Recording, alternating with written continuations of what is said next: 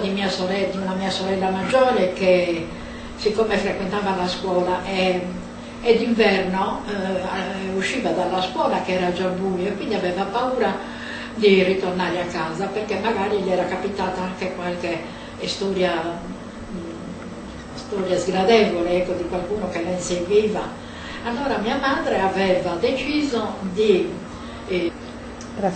cercare un appartamento nel quartiere La Marina, dove già viveva anche mia nonna. Tu lo sai, baci di un'altra bocca. E infatti abbiamo trovato un palazzetto non moderno sicuramente, articolato in 2 piani, in 3 piani. Al secondo piano abitavamo io con la mia famiglia, al terzo piano, che era una mansarda, abitava mia nonna. E io ricordo con molto piacere che nella mansarda di mia nonna c'era una finestrella che dava sui tetti.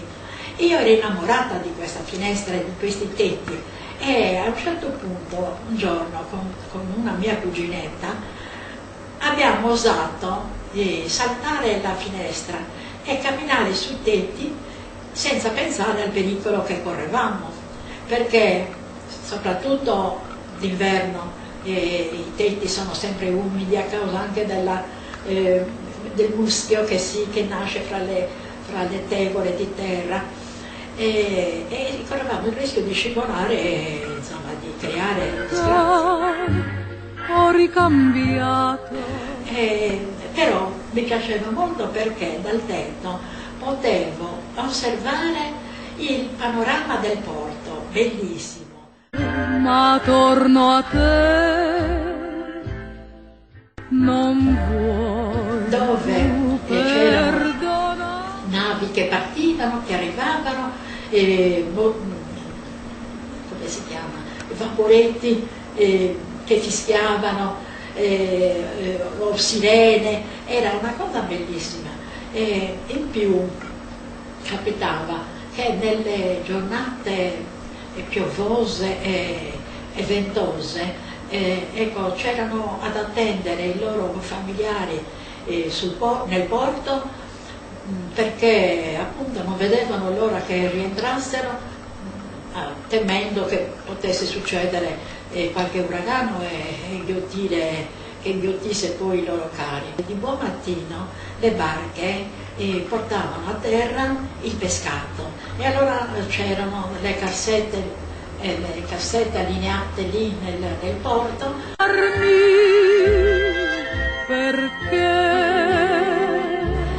Cassette di pesce? Sì, cassette col pesce veniva poi portato anche nei mercati, dove appunto questo mercato era situato nel largo Carlo Felice, sboccava nel largo Carlo Felice ed era sempre molto frequentato dalle massagne perché trovavano sicuramente il pesce fresco tutti i giorni. Prendi, fa del mio cuore, amore, non dirmi più. Nel mio quartiere, nei sottani, abitavano soprattutto i pescatori. E queste famiglie, per poter quadrare il bilancio familiare, a volte vendevano sia favette, fave arrostite, ceci, oppure i fichi d'India. Allora ricordo molto bene queste grandi ceste di fichi d'India dove molte famiglie la mattina ne compravano una certa quantità e costituiva la colazione della loro famiglia. Che vuoi tu? I bambini purtroppo in quel periodo diciamo, scarseggiava la scolarità perché sin da piccoli venivano affidati ai bottegai per fare le commissioni, il garzone della barberia, del barbiere, al panificio, perché appunto le famiglie erano povere, anche qualche piccolo contributo serviva ad arrivare alla fine del mese. Diciamo che erano sempre bambini e trovavano il tempo per giocare per le strade.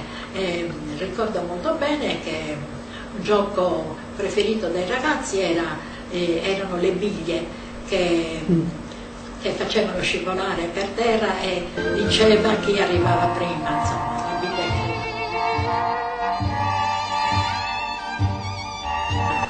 Oppure c'erano le trottole che venivano arrotolate con lo spago. Ed era anche quello un divertimento. Poi c'era il monopattino che magari costruiva il papà o certamente non andavano ad acquistarlo nei negozi e con questo, siccome la mia strada restava in discesa,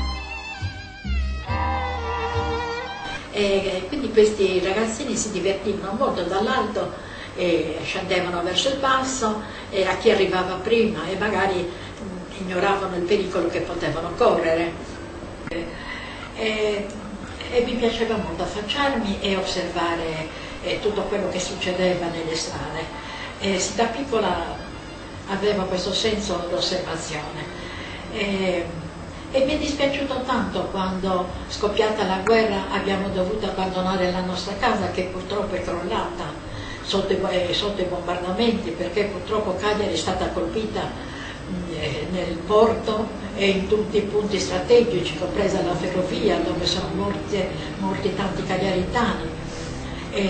Sono stati colpiti i treni in partenza, quindi c'è stata una grande strage di persone. Oggi nel cimitero San Michele di San Michele c'è proprio, sono ricordati questi morti in un monumento dove sono elencati i nomi di tutte le persone decedute durante la guerra, durante quel bombardamento. Non dirmi più, prendi, fa del mio cuore